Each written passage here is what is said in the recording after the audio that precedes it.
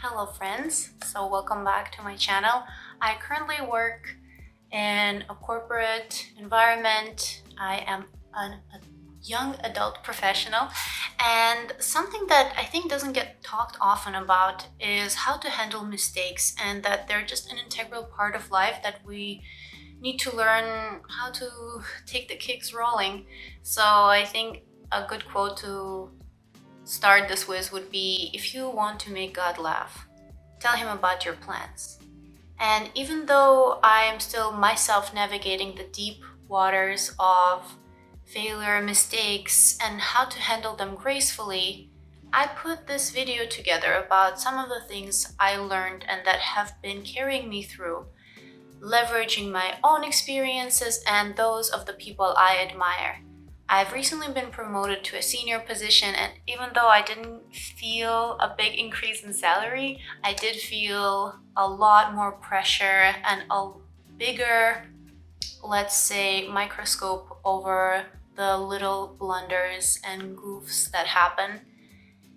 And so, without further ado, let's get right into the video. I'll be talking about the magnitudes of different mistakes, the mechanism behind the pain of it, and how to handle it gracefully and with dignity and not let it disrupt the fabric of your days and well-being. So the first type, I call them micro mistakes or micro failures.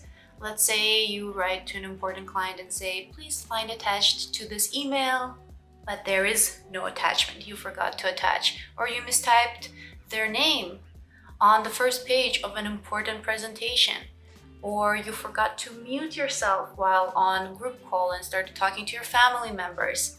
These are small instances where you feel embarrassed, and they're like paper cuts. And if you don't practice good mental hygiene, disinfecting the wound, wrapping it up, not picking at the scab, it will fester, and it can fester for days, weeks, or even pepper your months with unpleasant, cringy feeling. So let's dissect this for a moment. If you are a people pleaser, a perfectionist, or just really prone to being self-critical, you are more likely to fall prey to the self-flagellation. And why we do that, I actually delve into that at the end of the video, but I have 3 actionable steps to follow to preserve your sanity about the little paper cuts that happen no matter how careful we are and how attentive we are to the printing of our lives. So the number 1 thing is ameliorate the situation right away. Because it's a small snafu, you can write a quick email, say sorry or apologies. Attached, you will find the Excel sheet for your perusal. So I would say the most important thing here is not to get overly flustered. Maintain your composure, dignity, and don't get overly apologetic. Even if you feel like you've messed up big time, just ground yourself and understand this is a small mistake and people do it all the time. Number 2, so truly challenge yourself. Actually ask yourself consciously this question: will this matter tomorrow? Will this matter in a week? Or will another goof or another bigger scandal roll around and people will forget about it? And most importantly, how often do you remember somebody else's little mistakes or slip-ups and then carry it deep in your heart and then judge that person and then just kind of laugh about them and, define them as a silly doofus? I think that's a big fear, that people will remember these little slip-ups of ours, but they truly don't. They're too busy focusing on their own. Third, and that is, every time you start feeling the memory of this incident unfurling inside of you in embarrassment or shame or self-flagellation or even feelings of inferiority, be aggressive. Just cut it at the root, nip it in the bud. Take the samurai sword to their neck. Just be mental police for yourself. Every time your brain goes down that route, just cut it off, think about something else, and remind yourself that it won't matter, that you've handled it, you preserved your grace, and everybody makes these mistakes. Just be very aggressive towards yourself over the little things. But if it's actually a big mistake, we have a different approach. So something that you feared, something major has happened, you didn't meet the deadline, the business you've been working on the side is not taking off or failing, you didn't fulfill your quarterly quotas, and now you have to face the music. And I would say for this specific case, you really have to bite down the bullet, sit down and start unpeeling the layers of the situation. So it starts off with the layer of interpersonal relations, because this is probably the first impact we start feeling. So we're either getting reprimanded, or we're dealing with the fact that somebody we admired is disappointed in us, or we're facing some other penalties. And that's one aspect of the unpleasantness. Another aspect is the factual or material loss. So the business didn't take off, you lost money, you lost your bonus. And the last one, and probably the most destructive one, is self-relation and how your self-view is impacted following this mistake/failure. And for the last one, I will address it at the end of the video. But for the first two, these are the steps that I follow, and these are the steps that guide me through more difficult times. So the first thing, I take a deep breath and I sit down and I actually write out the recipe for this disaster. So how much of this situation is truly on me? Could I have put more time or more preparation into this, or asked for help earlier? And the second part is the external circumstances. So were the expectations unclear? Was the information given to me faulty?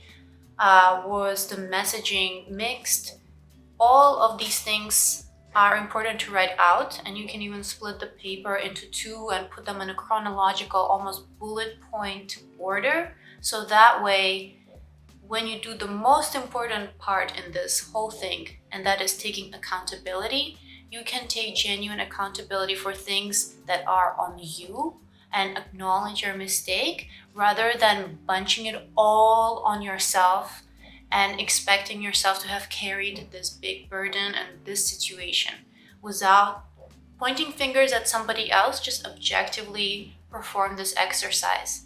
And then with that, go to your managers or whoever you need to take accountability in front, your clients.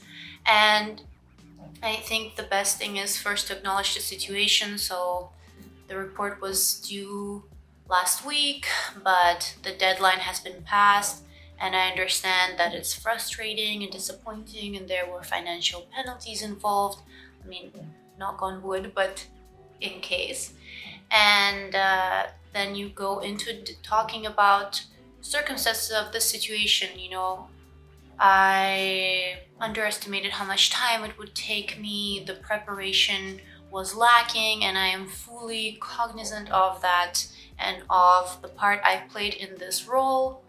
And these were the other factors that were part of us not delivering on time. And then in a very clear, detached, logical, not hostile way, list the factors that you were able to identify that were external to you that led to this situation.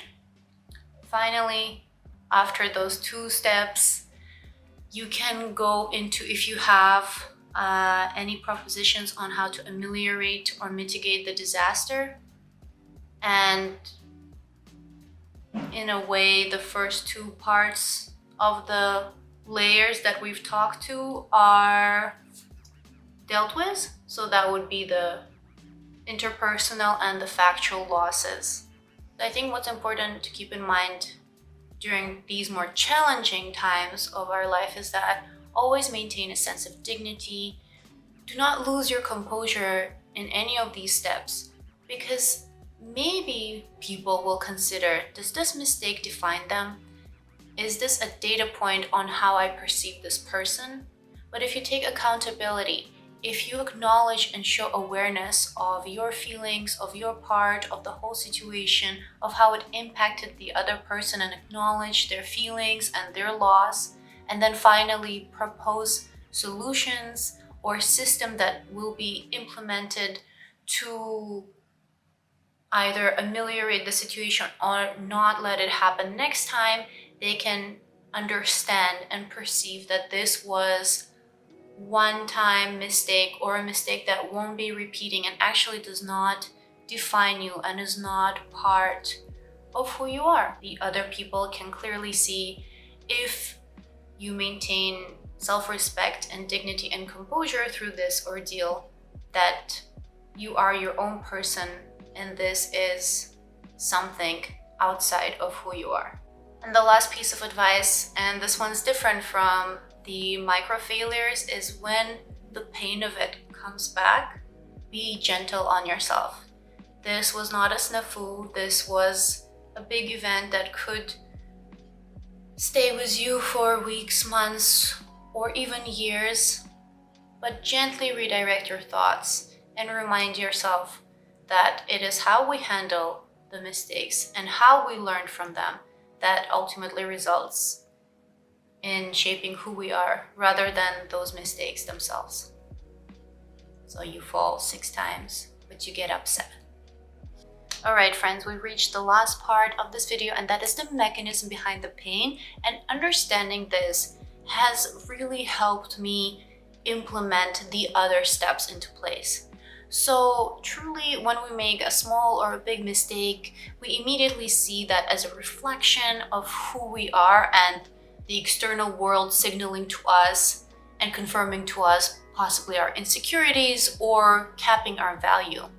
And the hardest part about this is not that you're being reprimanded or losing money, but it's just a sense of losing a beautiful life and a beautiful future, because it reinforces ideas about yourself, maybe that you're not enough, or you're lazy, or you're not good at preparation, or you're inept with social skills. And that way, the future that you envisioned for yourself, where you live boldly and colorfully and fully, it becomes capped by this mistake. And the more we let these mistakes stay in our psyche and just feel bad about them and internalize them as ourselves, the lower our potential and hopeful outlook for the future is. So the bar just keeps getting lowered and we're taking ourselves down a notch with every time.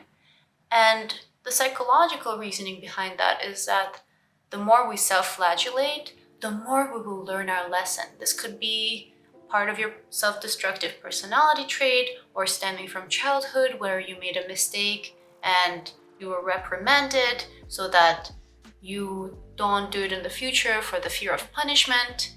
It's the same thing here, but truly the most practical and best way to move on in the future is to accept it as part of the learning process, that you're not a robot. It's a testament to our humanity. I just lost my train of thought because I had a slice of that tangerine and it is so sour. I just remembered. With proper detachment and thought management techniques, we are able to detach ourselves from the situation, from our mistakes, and even though at first it may seem like a challenge, the more you keep at it, the better you will be. And we don't know what the future holds for us, but it holds something good if we have the good systems in place and we treat ourselves, our behaviors, and even our failures with attention, intention, and proper direction, rather than succumbing to the feelings and just being upsetty spaghetti about it. I want to finish this off with a story about Alexander Fleming. He's a physician and microbiologist.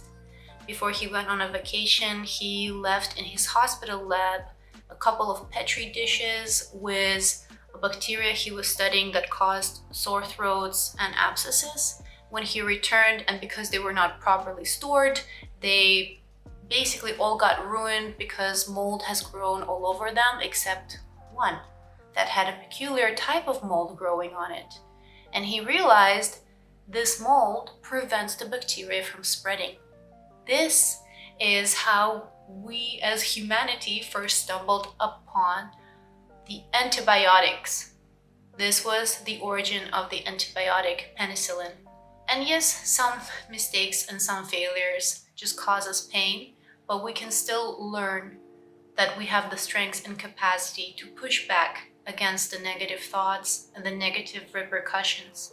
A lot of the times though, you will find down the line applying lessons you learned from this mistake and almost thinking gratefully back at the time of hardship. If you enjoyed this video, if you want to see more videos like this, do not hesitate to leave me a comment or even to subscribe to my channel. There were a few people who subscribed last months and I've been so hyped about it, so I hope to see you in the next videos.